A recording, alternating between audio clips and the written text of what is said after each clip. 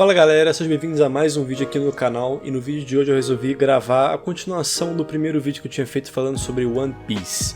Eu continuo assistindo One Piece, como eu tinha falado anteriormente, no outro vídeo eu falei que eu ia continuar assistindo. Esse vídeo vai ser basicamente uma parte 2, uma sequência daquele outro que eu tinha gravado. O outro vídeo que eu tinha gravado foi mais pra falar a respeito do One Piece como um todo, o anime como um todo. Falei as minhas primeiras impressões, o que eu achei ao longo dos arcos. Falei sobre trilha sonora, os personagens, a história do mundo como um todo. Esse vídeo vai ser para dar continuidade e falar especificamente sobre os arcos em si, Então, o que mais que eu assisti desde aquele vídeo? No momento que eu gravei aquele vídeo, eu tinha assistido do início, de East Blue até Skypiea. Então eu assisti basicamente o One Piece clássico. O que eu vou falar no vídeo de hoje vai ser basicamente os arcos de Water 7, Enies Lobby, Thriller Bark, Sabaody, a Ilha das Mulheres, Impel Down, Marineford, o pós-guerra e o inicinho do arco da Ilha dos Homens Peixe.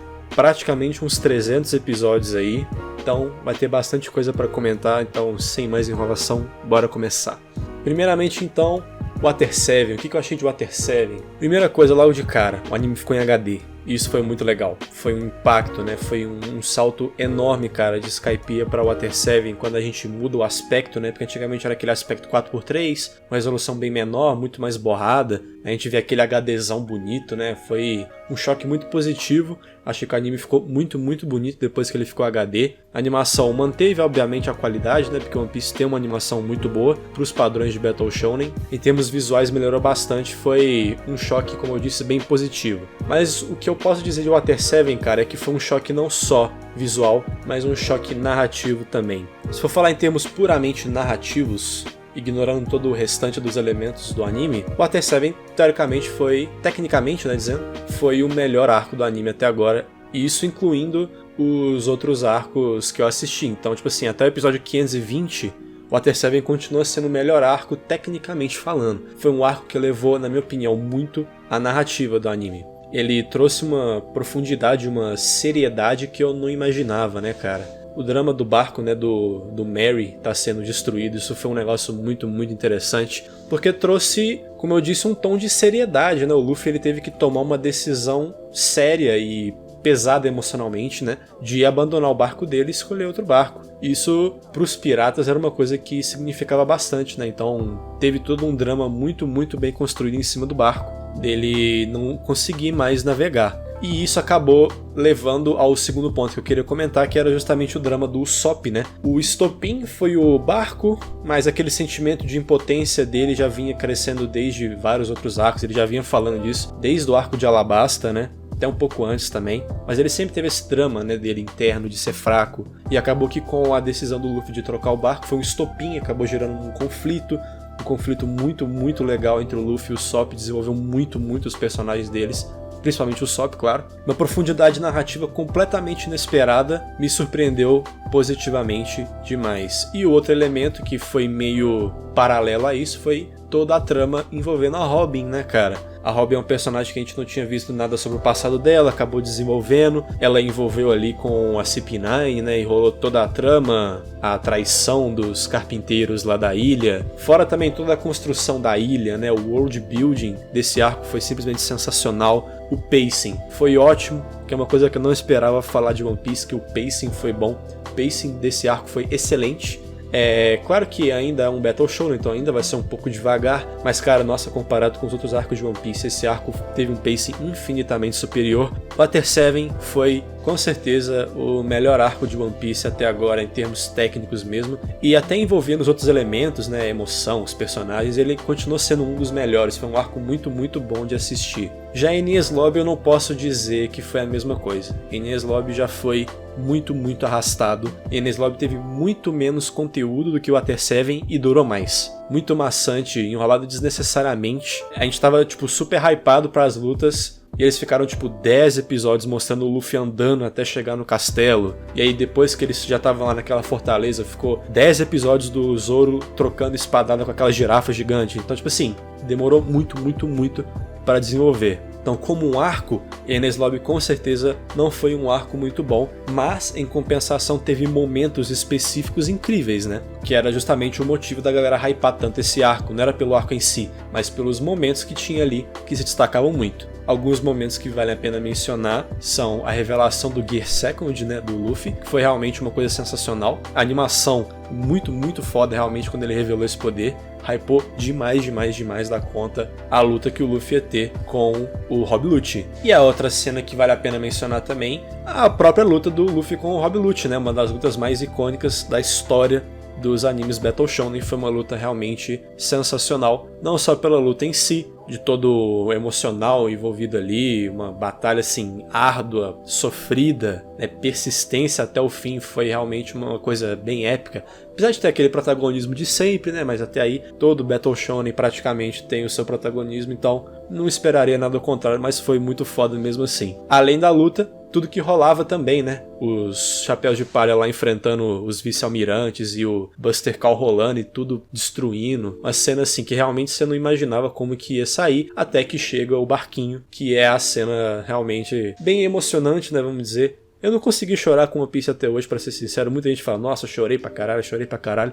É emocionante, mas não me chegou a fazer chorar. Mas eu sei que é emocionante realmente. Aí o barco chega, salva todo mundo, rola aquela coisa do espírito do barco, né? E termina com o barco sendo queimado, uma coisa bem emocionante. Um marco aí pros Chapéus de Palha. Enies Lobby foi um arco abaixo de Water 7, com certeza. Mas ele teve seus momentos bem marcantes, com certeza. E claro, no final o Franky entra, né? O Franky que é um personagem, assim, sensacional, cara. Ele já chegou sendo um dos melhores Chapéus de Palha, com certeza. O Franky é muito bom, ele é muito engraçado, ele é muito interessante. Ele é uma adição muito boa pro bando do Chapéu de Palha. Então, assim, toda essa sequência de Water 7 e Enies Lobby foi muito boa. Deu uma caída em Enies Lobby, mas no final das contas foi sensacional. Até porque no final do arco mesmo ainda rola aquele evento pós Enies Lobby, né? Aparece o Garp.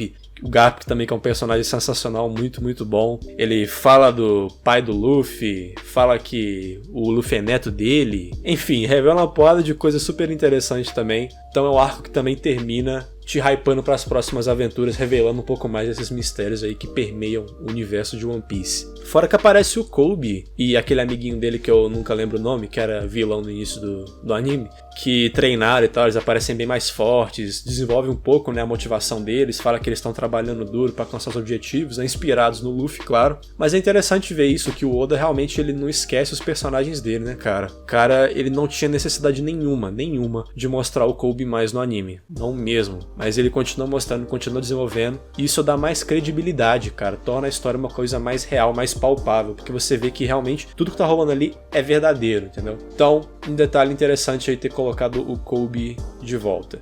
Na sequência nós temos Thriller Bark. Aí o anime caiu. Thriller Bark caiu muito. Foi um arco muito fraco. Teve alguns momentos muito bons, mas em geral foi muito ruim. Eu arrisco dizer que Thriller Bark foi o pior arco. Pior do que East Blue. Teve alguns momentos no final que foram muito bons, mas se eu não me engano o arco dura uns 45 episódios. E tipo assim, desses 45, uns 38 foram muito ruins de acompanhar. O inicinho ali é até legal, é interessante, mas assim, o vilão é fraco. Gyakumori é com certeza o Shichibukai mais patético que existe, ele não tem como você respeitar ele, cara, ele é muito fraco, a construção dele não é legal. Os outros subvilões ali que aparecem também não são interessantes, que não te cativa de nenhuma forma. E ele é um arco assim que não tinha nem necessidade de existir, se você for olhar. Não tinha necessidade, real. Foi uma aventura ali que eles tiveram, mas não acrescentou em nada, quase não agregou nada no universo, só no finalzinho. Em geral, foi um arco muito ruim. Mas o que teve de bom nele? Primeiramente o Brook.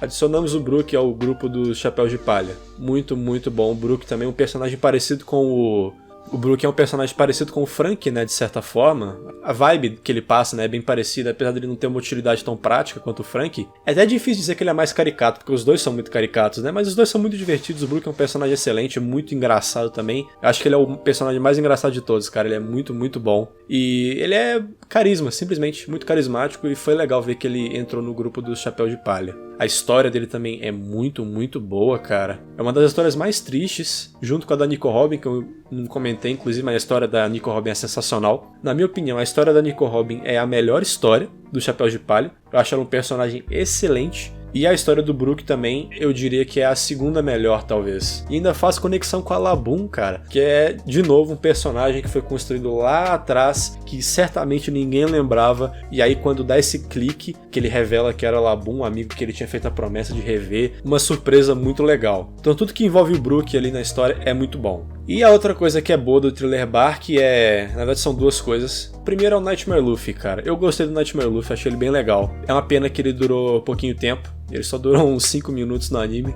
mas ele foi bem legal, achei um poder bem interessante, bem B10 assim. Gostaria que ele aparecesse de novo, mas é uma pena que ele depende do poder do Moria pra aparecer, né? Então acredito que ele nunca mais vai aparecer, mas foi bem interessante. E a outra coisa que foi foda do Thriller Bark foi o momento do Zoro, né, cara? Tancou aquela bolota de dano, de dor que o Kuma fez, foi um momento realmente muito, muito bom. O Kuma que apareceu, né, causando um terror, ele é um Shichibukai que passou medo. Ele passou mais medo do que o Gekko Moria durante o arco inteiro, cara. E aí logo na sequência o Zoro corta o ombro dele e já revela que ele é um ciborgue, né, uma coisa assim bem inesperada, mas é um momento muito, muito marcante. Não só por todo o drama que rola ali, mas também porque isso ajuda a construir muito o personagem do Sanji e principalmente do Zoro, né? Os dois ficam naquela de tentar se sacrificar para salvar os outros, isso passa, obviamente, né, mais credibilidade ali para as virtudes dele, né, para as motivações dele e para os laços que eles criaram. Esse tipo de interação é sempre interessante reforçar. E o Zoro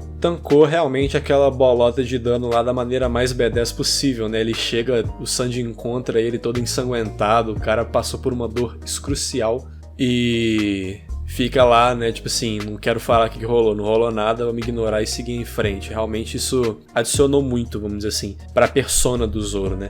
Desse cara de ser frio, de não querer comentar muita coisa, mas ele valoriza o que é importante pra ele, que são realmente esses laços que ele construiu. Então foi uma cena muito foda, não vou negar que na hora não fez muito sentido, porque o Kuma ele é chamado de Kuma o Tirano, o cara que mais obedece o governo, e ele fez um trato com a galera pra desobedecer a ordem do governo. Na hora, isso não fez o menor sentido, eu fiquei muito revoltado, porque na hora parecia muito um furo de roteiro ridículo. Tipo, o Kuma deixou todo mundo ir embora por livre e espontânea vontade. Então ele não é tirano e ele desobedeceu o governo. Então isso vai totalmente contra o que falaram que ele é. Mas é tão totalmente contra que fica até suspeito, né, cara? E é justamente isso que a gente descobre mais pra frente, que não é tão simples assim. Ele tem essa fama, mas é um negócio diferente aí que tá por trás. Não tem um background aí pra explicar esse comportamento dele. Só que é foda porque na hora, no momento, você não vai pensar nisso, você só vai pensar nisso depois. Então acaba que o momento da cena em si fica prejudicado por causa disso. Eu não curti tanto a cena porque na hora eu tava achando que ela não fazia o menor sentido dela existir.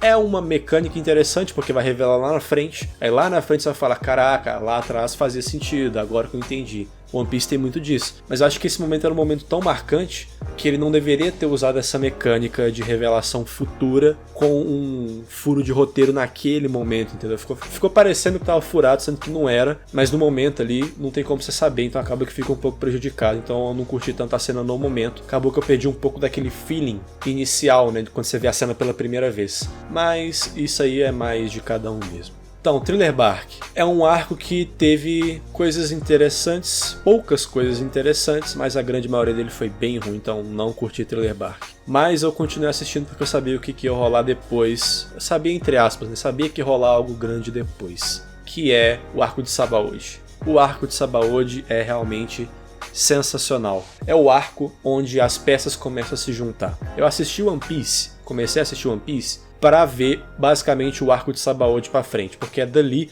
onde todas as peças do mundo começam a se encaixar. A gente passa 400 episódios assistindo várias aventuras e aos poucos o One Piece vai construindo esses elementos aí de world building e de mecânicas, da marinha, os almirantes, os Chichibukais, aí tem os piratas, os Yonkous. Tudo isso vai se convergir nessa saga aí de Sabaody e Marineford. Claro que a gente já tinha visto o Aokiji no arco de Water 7, inclusive ele teve uma introdução muito, muito foda pra mostrar realmente que os almirantes não são brincadeiros, os caras são pica mesmo. Mas em Sabaody que a gente realmente vê bem explicitamente todo o drama que é os caras mais fortes da marinha, né? O Kizaru ataca todo mundo, eles não conseguem fazer nada, aparecem os pacificadores também, e a galera nem sabe o que é hack ainda. Então assim, mostra realmente que os Chapéus de Palha eles não estão no nível adequado ali pro lugar onde eles estão. E é uma coisa inesperada de um anime Battle Shonen, né, cara? Uma discrepância tão grande, porque toda essa saga eles dependeram de outras pessoas pra conseguir se safar. Não é à toa que rola o que rola depois, né, do time skip. Sabaody foi um arco sensacional, acrescentou muito, muito, muito pro universo. Apresentou os novatos, né, os Super Rookies lá, que o Luffy era um deles, né? Já dando insight aí, falando que esses personagens vão ser mais importantes nas próximas sagas. Expandiu um pouco mais o universo, falando sobre a marinha também, falando sobre os almirantes. Já revelou que tem o Kizaru e o Akainu, que não apareceram até aquele ponto. Mas como a gente já sabe que o Aokiji é muito forte, a gente imagina que eles sejam do mesmo nível. E tudo aquilo converge em um ponto só, cara. Rola todo um drama, o Luffy só com a cara do Dragão Celestial, que é uma das cenas mais icônicas do anime que eu sei, é realmente uma cena muito foda,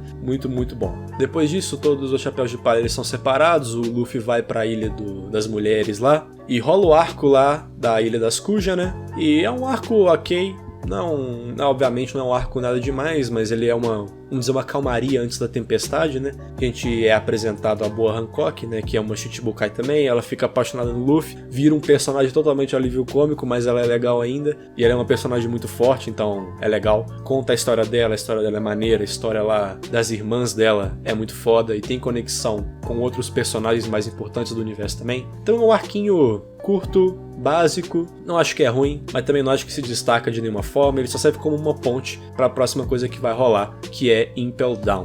Em Impel Down, os negócios começam a ficar mais escaralhado, cara. O Luffy invade Impel Down para tentar resgatar o irmão dele, e ele tem que passar por vários níveis, não vou negar, Impel Down não é um arco tão legal assim, é um arco legal, mas não é nada de demais, eu acho que ele é um pouco arrastado. Eu acho que ele passando por aqueles níveis é devagar demais, nossa, é muito devagar, principalmente os primeiros, cara. Eu acho que a primeira metade do arco de Impel Down é bem devagar, mas é importante porque ela, vamos dizer assim, traz à tona de novo personagens que não tinham aparecido antes, né? O Bug, ele tinha sumido já há muito tempo, a galera lá que tinha aparecido em Alabasta, né, da Baroque Works, Mr. 3, Mr. 1 e, claro, o Bon Clay, né, que é o Mr. 2, que o Mr. 2 já era um personagem incrível, nesse arco ele se destaca ainda mais. Nossa, o Bon Clay, ele elevou muito, muito o nível dele, é um personagem muito foda. Eu já tinha falado que ele era foda em Alabasta, mas nesse arco ele conseguiu superar mais ainda. Bon Clay, muito foda.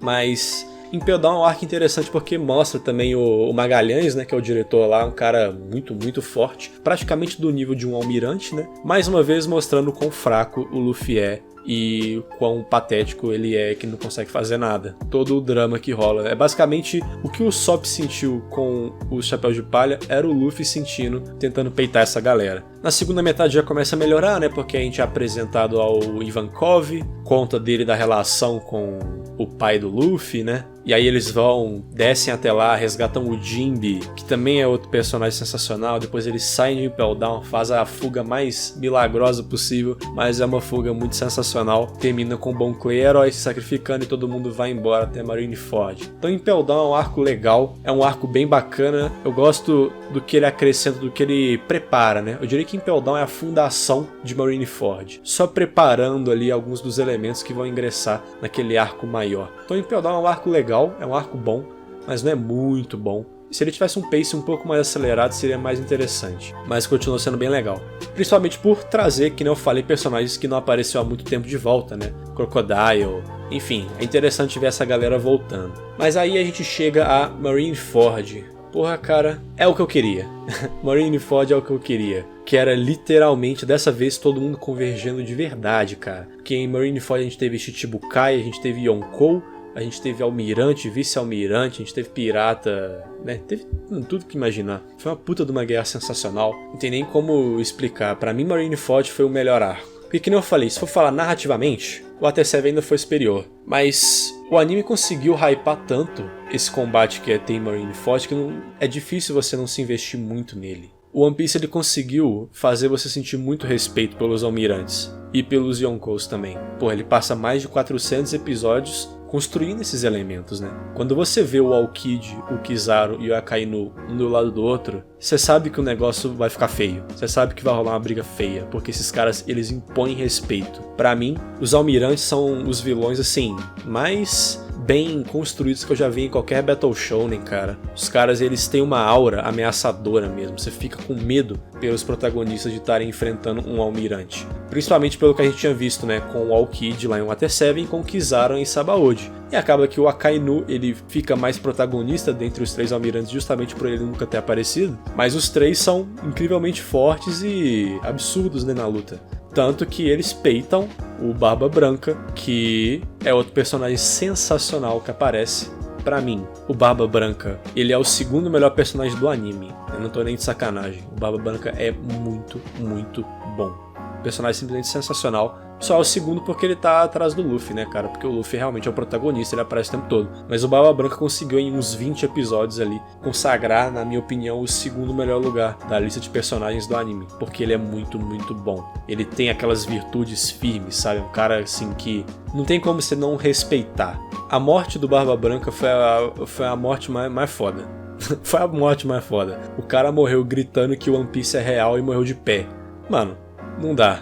Não tem como você não respeitar um cara desse. Um cara que morre de pé depois de tomar 300 tiros, 300 facadas, é um cara que merece muito respeito. O cara velho caduco lá, cheio de doença, ele bate a mão e parte o mar em 10. É um bagulho assim absurdo. Barba Branca é realmente, além de ser ridiculamente forte, que era o que eu queria ver, né? Não é à toa que ele é conhecido como o homem mais forte do mundo, ele tinha que ser forte mesmo. Ele também é um cara de muito respeito e a personalidade dele é muito, muito foda. Então, Barba Branca foi sensacional, os almirantes foi sensacional, a luta deles foi incrível, Barba Branca distorcendo o Akainu com um socão na cara foi incrível, o Akainu matando o Ace também foi um bagulho sensacional, e até hoje eu não entendi muito bem qual que é o hype do Ace, porque a galera ficava falando tanto do Ace, tipo, nossa, o Ace é um dos melhores personagens de anime que eu já vi na vida, um monte de gente falava isso, e eu vi, cara, o Ace, eu posso estar na minoria, mas eu acho que o Ace ele é um personagem meio merda. O Ace não fez nada, cara. Essa que é a realidade. O Ace apareceu a primeira vez em Alabasta, ficou um tempinho com a galera, sumiu, lutou com Barba Negra, perdeu pro Barba Negra, foi capturado e morreu.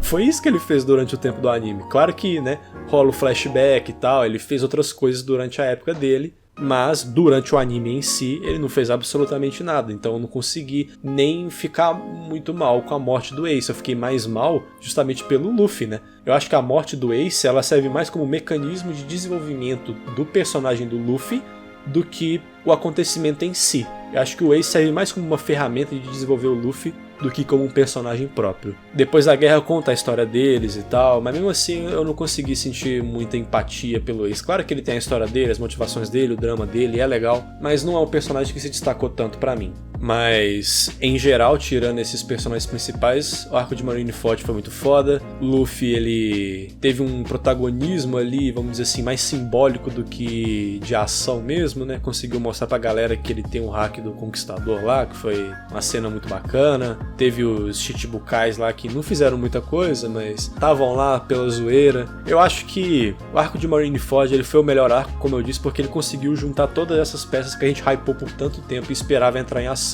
Só que eu acho que ele poderia ter sido melhor, porque as peças poderiam ter sido mais bem aproveitadas, né?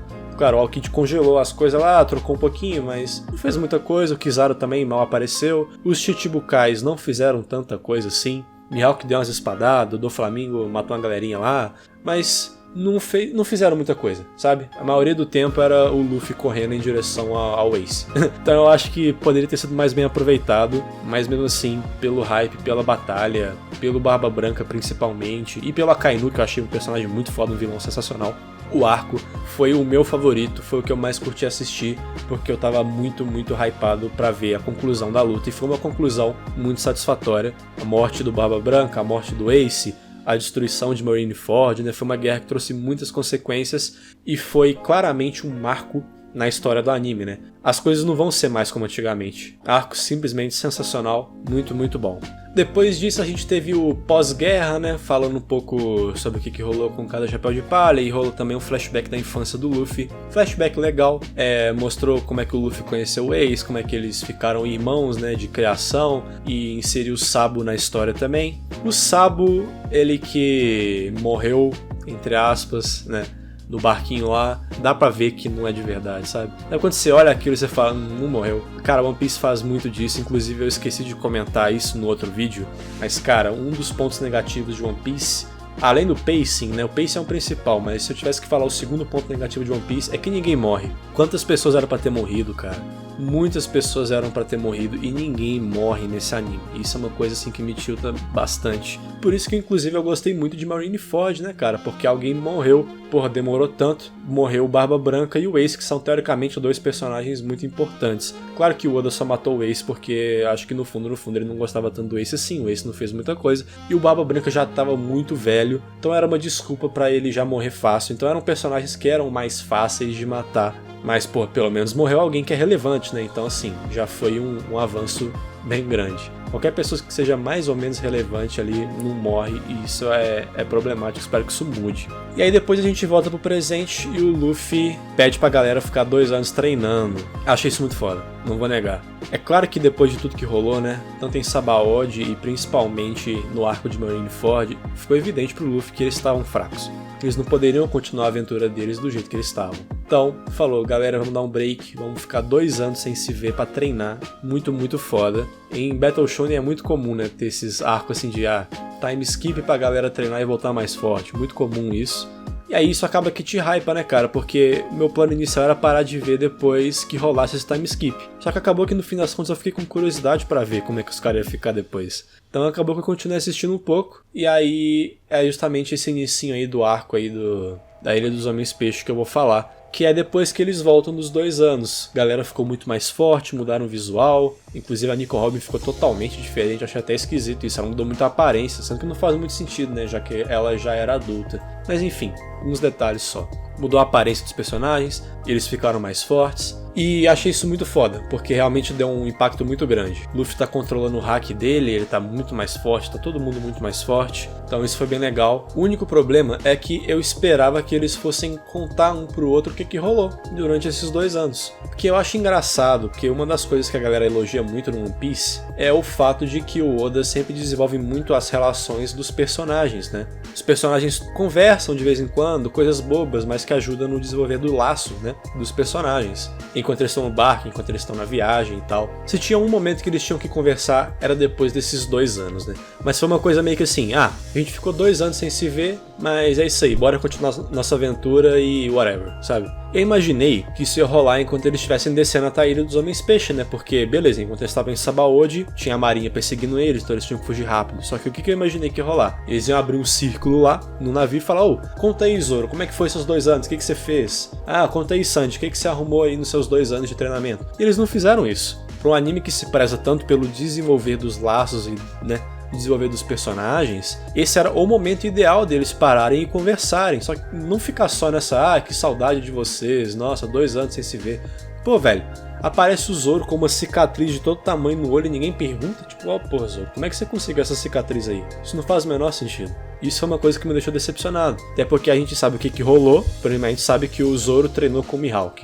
Mas como que ele treinou? Era a hora do Zoro chegar lá e contar, falar mais ou menos como é que foi. Não teve essa cena. Eles simplesmente ignoraram. Então foi um time skip mal feito, no fim das contas. Foi um time skip legal, pelo fato deles terem ficado mais fortes. Mas primeiro, estruturalmente não muda muita coisa. Eles ficaram mais fortes, mas a estrutura da aventura continua sendo sempre a mesma. Eles vão encontrar pessoas fortes e vão lutar. Então até aí, beleza, não mudou muita coisa. Mudou no mundo, né, mas nos personagens em si, não tanta coisa fora o fato deles terem ficado mais fortes. Mas a segunda coisa que eu achei ruim, que foi a pior, foi realmente o fato de que eles cagaram mole pro negócio. Eles simplesmente encontraram e falaram, velho, vamos seguir, é isso aí. Quer saber o que você arrumou da sua vida não? Eu sei que você tá mais forte, mas é isso. Então eu achei esse detalhe um detalhe bem zoado, bem mal feito. Então é basicamente isso. Esse foi o resumão de tudo. Claro que eu fiz muito resumo, porque falar de 300 episódios em meia hora é complexo, não dá, né? Não tem como. Então fiz um mega resumão de tudo aí que eu curti. Eu poderia ter falado muito mais, com muito mais detalhes sobre cada um dos arcos, mas é só pra vocês terem uma noção do que eu tô achando aí.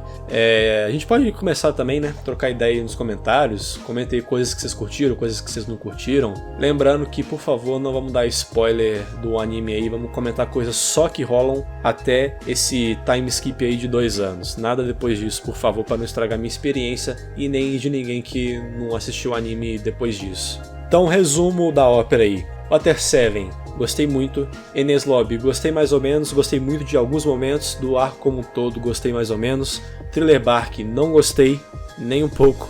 Teve uma coisinha ou outra que foi muito boa, mas o arco em si foi muito ruim. Sabaody foi excelente. Amazon Lily foi ok. Impel Down foi bom. Marineford foi absurdamente sensacional. E o pós-guerra foi bacana.